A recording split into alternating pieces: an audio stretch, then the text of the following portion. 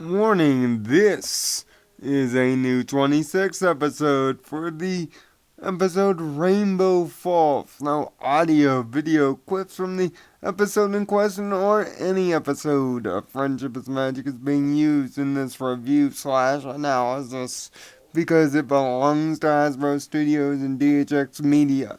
You know the typical rules by now.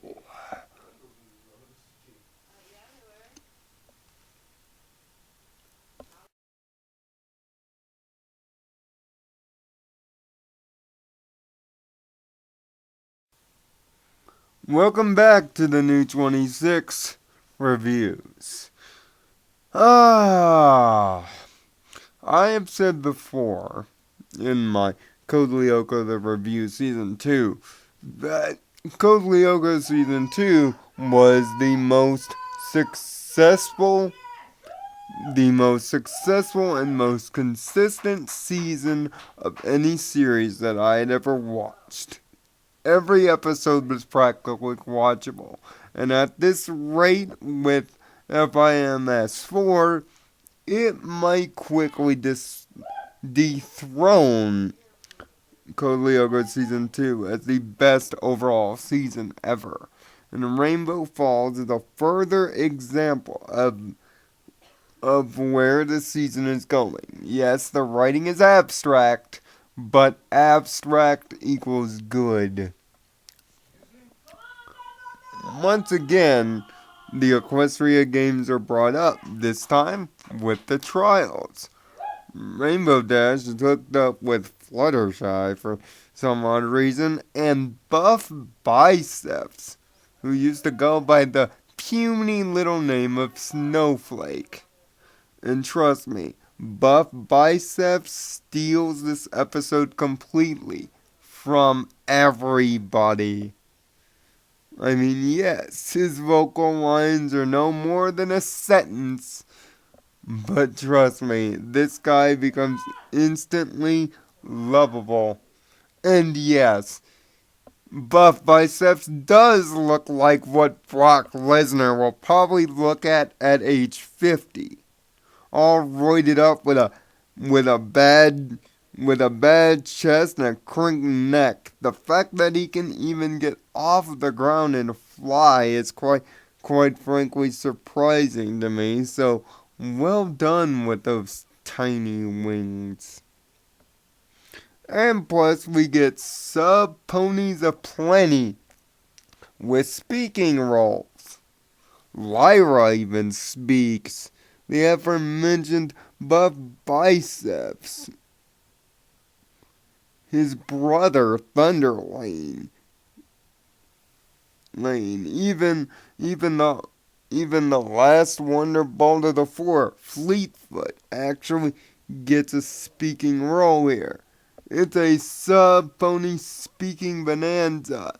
And trust me, just about every popular sub makes an appearance here. But as the trials are going on,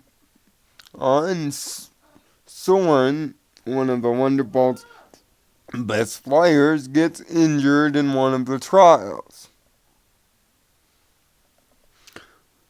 The Wonderbolts, knowing Rainbow Dash's particular skill,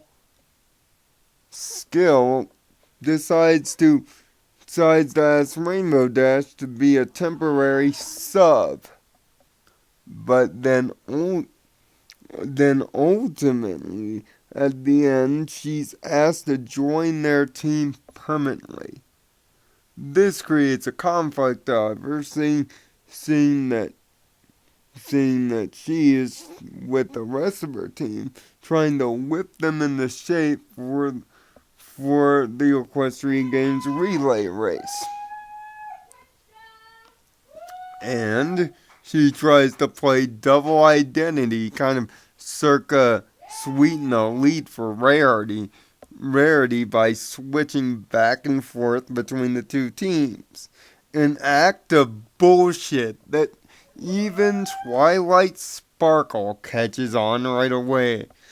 But, of course, my beloved doesn't say anything, but her expressionism is enough to see that she's called out BS in the entire episode.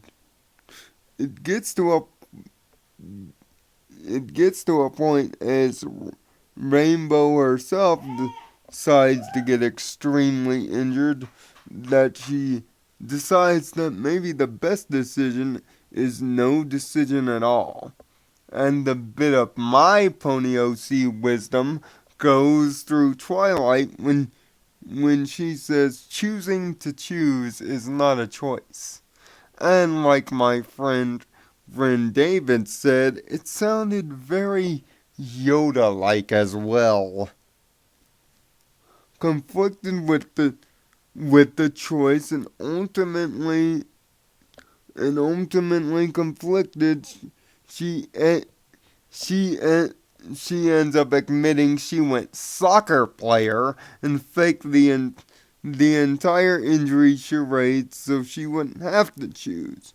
But ultimately, thanks to another Harmony key clue, Apple, Applejack, Applejack's muffin making and all the Ponyville team's hard effort looks like it may or may not pay off.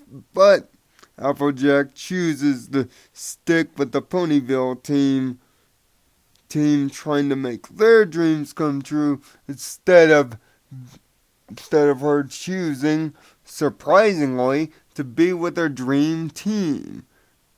It's almost very shocking. Since the very beginning of the series, Rainbow Dash has spoken highly about the Wonderbolts and being a part of them. Here, she gets a wide open opportunity to do just that and aid Clydesdale in a moment of athletic victory. But ultimately, chooses her friends over winning, which is the overall lesson of this particular episode. But again, it looks like we're getting double-fisted lessons all the way through. The second key clue looks like the Wonderbolts pin. I originally thought it was the flag held by the returning Ditsy-Doo. I guess the muffins were a clue to something from Megan McCarthy's Twitter feed. And it was an excellent thing. Every character was expressed in the right role, and yes, even Twilight for the first time felt adequate and almost, I dare say, celestial wise. Sure, Rarity only had a couple scenes and Pinkie Pie was being Pinkie, but I will admire her for her attempt at trying to get buff Biceps to try to join in on a cheer or two. All in all, which makes this episode surprisingly character building and shows repeated continuity nods to Wonderball Academy. Plus, we have the second key clue in the span of 3 weeks. It looks like, coming out of the first 10, that the show is gonna massively jam continuity hard-ons down our throats, but in the instance of fairness, give us something fun to analyze too. Rainbow Dash's growth as a character really astounds me, but I will have to say one of my negatives in this episode is Rainbow Dash's ego is turned all the way up to a massive 11 here. I mean, if you thought a couple episodes to see the subtle return of douchebag dash in an episode was alarming. The complete transformation, it almost seems, back in the douchebag dash with Rainbow's ego in this episode is alarming. See, I myself have problems with people with massive talking egos. I'd rather you show me, not tell me. Which does kind of make Rainbow's attitude as a fan kind of graining to me. But ultimately, it all meant well, as the episode is once again an excellent example of a new writer stepping up and showing greatness. Now, if anybody doubts the validity of season 5 being okay in about 6 months from now, don't be. If Hasbro can literally pull talented writers out of their backside to continue bringing this kind of quality stuff, I'm all the way down with it. Yes, it might be somewhat contrived. Yes, the way that they've used Twilight is kind of spotty in this season so far. But then again, just seeing Twilight on screen practically makes me happy at this point. Seeing that our life is about to get extremely busy. And speaking of princesses, we're going to have the return of my personal favorite, Miss Cadence, next week.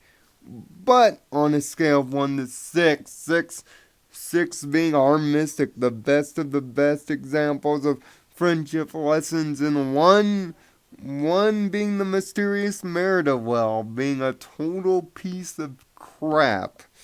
I give Rainbow Falls 4 buff biceps, yes, out of 6.